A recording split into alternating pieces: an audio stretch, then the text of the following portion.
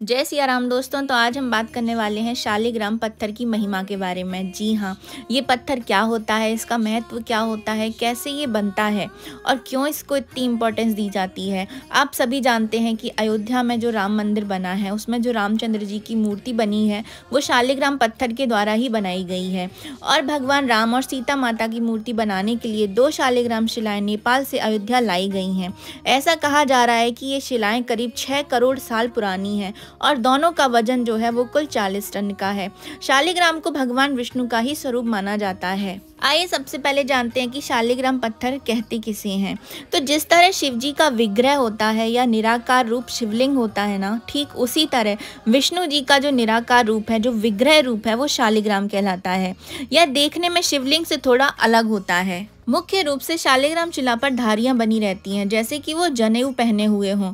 जिस घर में शालिग्राम होता है वह तीर्थ के समान माना जाता है। स्कंद पुराण के अनुसार कार्तिक महात्म्य में शिव जी ने भी शालिग्राम की स्तुति गाई है। विष्णु जी की मूर्ति से कहीं ज्यादा उत्तम होता है शालिग्राम जी की पूजा करना। शालिग्राम जो पत्थर होता है वो भगवान शिव के शिवलिंग की तरह ही पवित्र और दुर्लभ माना जाता है। यह एक प्रकार का जीवाश्म पत्थर है जिसे भगवान विष्णु का प्रतिरूप ही माना गया है। पद्म पुराण के अनुसार गंडकी अर्थात नारायणी नदी के एक प्रदेश में शालिग्राम स्थल नाम का एक महत्वपूर्ण स्थान है, जहाँ से निकलने वाले पत्थर को शालिग्राम कहते हैं। यह पत्थर इतना पवित्र है कि इसके स्पर्श मात्र से आपके करोड़ों जन्मों के पापों का नाश हो जाता है। इसे घर में रखना या इसे घर में स्थान देना भगवान के समीप रहने के ही समान होता है। कहते हैं कि यदि कभी गोष्पद के चिन्ह से युक्त श्री कृष्ण जो शिला होती है वो प्राप्त हो जाए आपको, तो उसके पूजन से मनुष्य के पूर्व जन्म की समाप्ति हो जाती है। शालिग्राम शिला पूरे विश्व में केवल नेपाल की पवित्र नदी गंडकी के तट पर मिलती है। अब ये जो पत्थर है लगभग बिल्कुल विलुप्त होने की कगार पर पहुंच चुके हैं। इसके अतिरिक्त दामोदर कुंड में भी कुछ शालिग्राम पत्थर पाए जाते हैं, जो गंडकी नदी से 173 किलोमीटर की दूरी पर स्थित है। शालिग्राम पर बने निशान अक्सर भगवान विष्णु के सुदर्शन चक्र की तरह दिखाई देते हैं। यह पत्थर लाल, नीला, पीला, काला, हरा जैसे अलग अलग रंगों में मिलते हैं। इनमें से पीले और स्वर्ण रंग का जो शालिग्राम होता है वो सबसे ज्यादा शुभ माना गया है। हिंदू धर्म के अंदर शालिग्राम को भगवान विष्णु का निवास स्थान भी माना जाता है। अगर आप इसे अपने घर पर रखते हैं तो आपको इसकी प्रतिदिन पूजा करना चाहिए। इसके अलावा बिना स्नान किए शालिग्राम को नहीं छूना चाहिए और शालिग्राम को ज़मीन पर भी कभी भी आपको नहीं रखना चाहिए। यह बहुत ही ज़्यादा अशुभ माना जाता है। शालिग्राम को हमेशा सिंहासन पर या फिर किसी पटे पर रखना चाहिए, या फिर आप कोई कटोरी ले लीजिए, उसमें आसन बिछाइए, फिर उसके ऊपर शालिग्राम को आप रख सकते हैं। शालिग्राम की पूजा करने वाले को सात्विक भोजन ही ग्रहण करना चाहिए। सामान्य तौर पर मिलने वाली शालिग्राम पत्थर की पहचान है कि वो काली और चिकनी होती है। यदि उसकी कालिमा कुछ कम है तो वह मध्यम श्रेणी की मानी जाती है, और यदि उसमें दूसरा कोई रंग मिला हो तो वह मिश्रित फल प्रदान करने वाली होती है। शास्त्रों के अनुसार जो प्रतिदिन द्वारका की शिला गोमती चक्र से युक्त 12 शालिग्राम मूर्तियों का पूजन करता है वह वैकुंठ लोक को जाता है, और जो शालिग्राम शिला के भीतर गुफा का दर्शन करता है उसके पितर अनंत काल तक स्वर्ग में ही निवास करते हैं। जो भी व्यक्ति शालिग्राम पत्थर बेचता है वो व्यक्ति नरक में जाता है। इसलिए शालिग्राम पत्थर या गोमती चक्रों का आदान प्रदान या आपको बेचना नहीं चाहिए, ना ही उनको खरीदना चाहिए पैसों से। हम सभी जानते हैं कि जो शालिग्राम पत्थर होता है वो भगवान विष्णु का स्वरूप माना जाता है। तो इसके पीछे जो है भगवान विष्णु का आखिर क्या संबंध है शालिग्राम पत्थर से, क्यों इनको इन पत्थरों में जो है भगवान विष्णु का स्वरूप माना जाता है, तो इसके पीछे एक पौराणिक कथा है।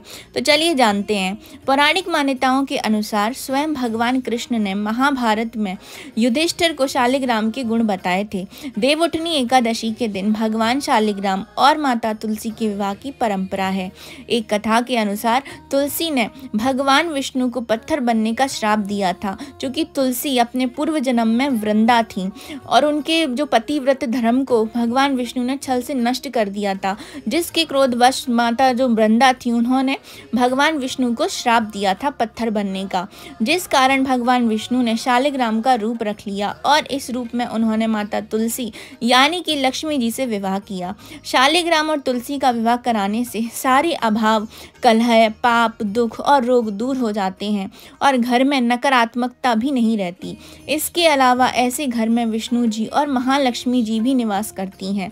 शालिग्राम को स्वयंभू माना जाता है, इसलिए कोई भी व्यक्ति इन्हें घर या मंदिर में स्थापित करके इनकी पूजा कर सकता है। इनकी प्राण प्रतिष्ठा भी कराने की आपको कोई ज़रूरत नहीं होती है। शालिग्राम जो पत्थर है वो 33 प्रकार के होते हैं, जिनमें से 24 प्रकार के जो शालिग्राम होते हैं उनको भगवान विष्णु के 24 अवतारों से संबंधित माना गया है।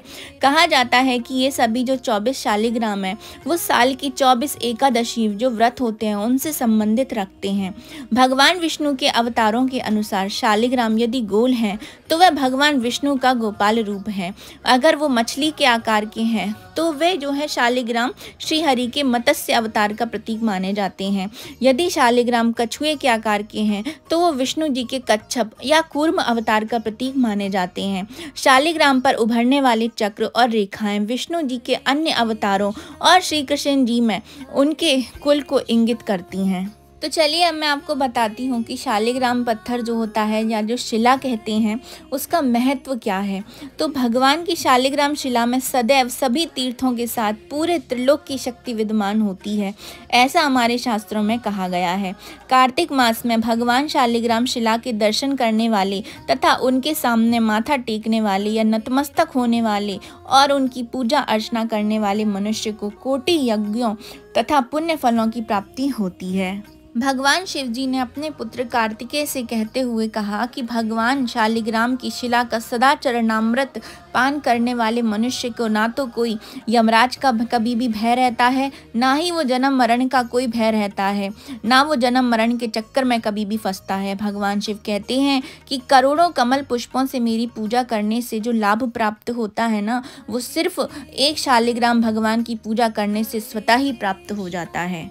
इससे आगे भगवान शिव जी कहते हैं कि अन्य सभी शुभ कार्यों से आपको जो फल की प्राप्ति तो होती है वो तो आप गिनती कर भी सकते हो, लेकिन कार्तिक माह में शालिग्राम का पूजन करने वाले फल की तो कोई गिनती ही नहीं है। शालिग्राम का जल से अभिषेक करने वाले व्यक्ति अपने समस्त तीर्थों के स्नान का फल स्वतः ही प्राप्त कर लेते हैं। तो अब हम बात करते हैं दुर्लभ शालिग्राम की, जो जिनको मतलब मिलना बड़े मुश्किल होते हैं। तो होते हैं पूर्ण, काले और भूरे शालिग्राम के अलावा सफ़ेद, नीले और ज्योति युक्त शालिग्राम का पाया जाना तो और भी ज़्यादा दुर्लभ जो है पृथ्वी पर माना गया है। तो पूर्ण शालिग्राम जो होते हैं, पूर्ण शालिग्राम में भगवान विष्णु के चक्र की आकृति अंकित होती है। जैसे भगवान विष्णु के पास चक्र की आकृति है, सेम वही आकृति पूर्ण शालिग्राम के ऊपर उकेरी हुई होती है या अंकित होती है वो पहले से। यह शालिग्राम घर में रखकर इसकी नित्य पूजा करने से पुण्य फल की प्राप्ति होती है और जन्मों के पाप तक कट जाते हैं। दूसरा आता है लक्ष्मी नारायण शालिग्राम। लक्ष्मी नारायण नाम के शालिग्राम का पूजन जिस भी घर में होता है, ऐसा कहा जाता है कि उस घर में लक्ष्मी का सदैव वास रहता है। शालिग्राम पूजन करने से अगले पिछले सभी जन्मों के पाप आपके नष्ट हो जाते हैं। घर में सिर्फ एक ही शालिग्राम जो है रखना चाहिए जो असली हो। कई घरों में कई शालिग्राम रखे होते हैं जो कि सही नहीं होता है। इसके साथ ही जिस घर में शालिग्राम रखा होता है उस घर के सदस्यों को कभी भी मांसाहार का सेवन नहीं करना चाहिए, ना ही किसी प्रकार का नशा करना चाहिए, अन्यथा इसके आपको बुरे परिणाम भी देखने को मिलते हैं। इससे बेहतर है कि आप शालिग्राम रखें ही नहीं। अब मैं आपको बताती हूँ कि जो शालिग्राम होते हैं उनको रखने के भी कुछ नियम होते हैं। ऐसा नहीं है कि आपने शालिग्राम रख लिए और आप उनकी पूजा अर्चना नहीं कर रहे हैं। तो आइए जानते हैं कि वो नियम क्या क्या हैं। तो सबसे पहला आता है आचरण को शुद्ध रखना। जी हाँ, शालिग्राम जो है वैष्णव धर्म का सबसे बड़ा विग्रह कहा गया है। शालिग्राम सात्विकता का प्रतीक भी है। उनके पूजन में आचार विचार की शुद्धता का विशेष ध्यान रखा जाता है। यदि आप मांस या मदिरा का सेवन करते हैं तो यह आपके लिए सबसे ज़्यादा घातक भी सिद्ध हो सकता है। दूसरा होता है प्रतिदिन पूजा करना। जी हाँ, शालिग्राम की आपको प्रतिदिन पूजा करनी चाहिए। यदि आपने शालिग्राम पर आप डेली जो है दूध चढ़ा रहे हैं या जल चढ़ा रहे हैं, पुष्प चढ़ा रहे हैं या तुलसी दल चढ़ा रहे हैं, तो ऐसा आपको प्रतिदिन करना चाहिए। एक होता है एक ही हो शालिग्राम। जी हाँ, जैसे कि मैंने आपको पहले भी बताया कि आपके पास केवल एक ही शालिग्राम घर में आप स्थापित आपको करना चाहिए। एक से ज़्यादा शालिग्राम आपको घर में नहीं रखना चाहिए। पंचामृत से स्नान कराना, अगर हो सके तो आपको प्रतिदिन पंचामृत से स्नान ज़रूर से कराना चाहिए अपने शालिग्राम को। शालिग्राम पर चंदन लगाकर उसके ऊपर तुलसी का एक पत्ता भी ज़रूर रखना चाहिए। चंदन भी आपका असली होना चाहिए। चंदन की एक लकड़ी को लाकर उसे शिला पर घिसें, फिर शालिग्राम को चंदन का तिलक लगाएं। कई बार ऐसा होता है कि शालिग्राम को हम घर में रख लेते हैं, पूजा अर्चना करते हैं, लेकिन कई बार क्या होता है कि व्यक्ति की बर्बादी का कारण भी बन जाता है। तो आइए जानते हैं कैसे। शास्त्रों के अनुसार शालिग्राम का पत्थर जो है वो ब्रह्मांडीय ऊर्जा का एक बहुत बड़ा स्रोत है। मतलब यह है कि यह एक छोटी सी गैलेक्सी की तरह भी है।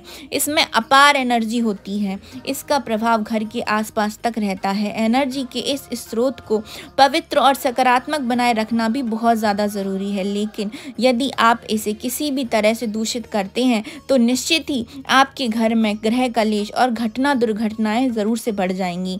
अच्छी भली जिंदगी आपकी बर्बादी के रास्ते पर चली जाएगी और आपको पता भी नहीं चलेगा। यदि आप स्वयं को मांस, मदिरा, गाली गलौज, स्त्री अपमान आदि जैसी बुराइयों से दूर नहीं रख सकते हैं तो आपको शालिग्राम को घर में नहीं लाना चाहिए, क्योंकि अमृत और विष को आप एक ही बोतल में नहीं रख सकते हैं। यदि आप इन नियमों का पालन नहीं करते हैं, जो कि मैंने आपको अभी ऊपर बताए हैं पीछे, तो क्या होता है कि जब भी आप शालिग्राम को अपने घर में स्थापित करते हैं तो उनकी जो पॉजिटिव एनर्जी होती है वो नेगेटिव में कन्वर्ट हो जाती है, या उनकी जो ऊर्जाएं हैं वो घटने शुरू हो जाती हैं। और जो घटती हुई ऊर्जाएं होती हैं वो बहुत ही ज़्यादा खतरनाक साबित हो सकती हैं उन व्यक्तियों के लिए जिनके घर में शालिग्राम रखे हुए हैं, लेकिन उनका जो नियम, जो पालन है वो नहीं किया जा रहा हो। इसलिए आप जब भी शालिग्राम को अपने घर लेकर आएं तो इन नियमों का पालन अवश्य रूप से करें।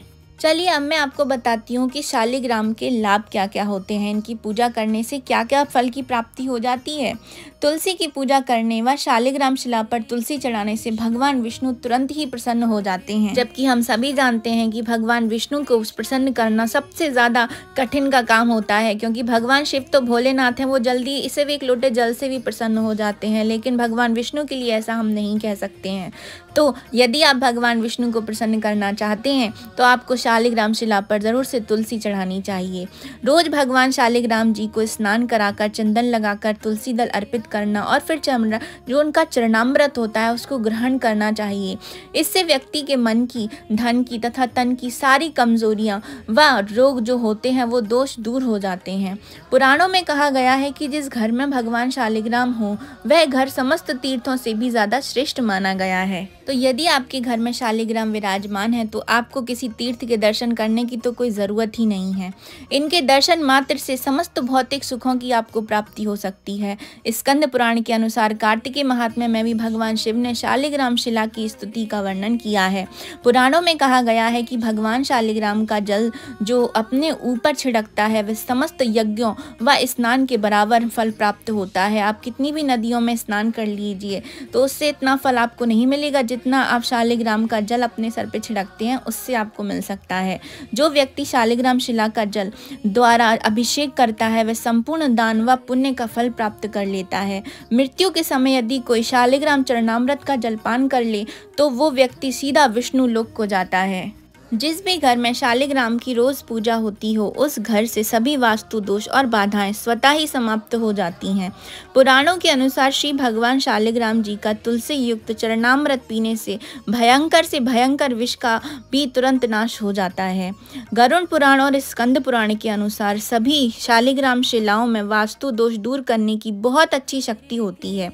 वास्तु दोषों को दूर करने के लिए सबसे अधिक उपयोग की जाने वाली कुछ शिलाएं हैं जो मैं आपको अभी बताती हूँ। तो जो शिलाएं जो वास्तु दोषों का नाश कर देती हैं उन शिलाओं का नाम है मत्स्य शालिग्राम, नारायण शालिग्राम, गोपाल शालिग्राम, सुदर्शन शालिग्राम, सूर्य शालिग्राम और वामन शालिग्राम शिलाएं। यदि इन सब में से एक भी शालिग्राम शिला यदि आपके घर में है तो किसी भी तरीके का कोई भी वास्तु दोष हो, कोई भी नेगेटिव एनर्जी हो, आपके घर में प्रवेश नहीं कर सकती है। शालिग्राम की महिमा तो इतने से शब्दों में भी जो वर्णन करना वो असंभव है, क्योंकि उसका तो कोई वर्णन ही नहीं है। हैं, फिर भी मैंने छोटी सी कोशिश की है आप सबको इसका थोड़ा महत्व बताने की। तो आप सबको ये इन्फॉर्मेशन कैसे लगी कमेंट बॉक्स में ज़रूर से बताइएगा, और प्लीज़ मेरे चैनल को लाइक कीजिए, सब्सक्राइब कीजिए, ज़्यादा से ज़्यादा शेयर कीजिए। तो मिलेंगे नेक्स्ट वीडियो के साथ में। अभी मैं आपसे लेती हूँ विदा। जय सिया राम।